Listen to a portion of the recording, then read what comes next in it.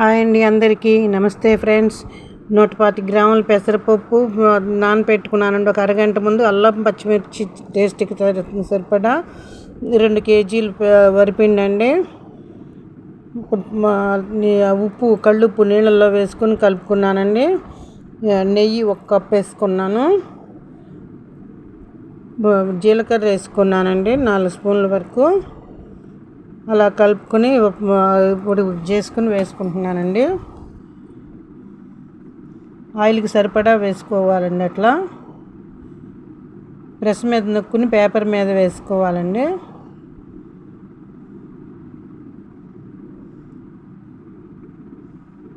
అలా అన్నీ అట్లా కాల్చుకోవాలండి. గోల్డెన్ కలర్ వచ్చే వరకు కాల్చుకోవాలి.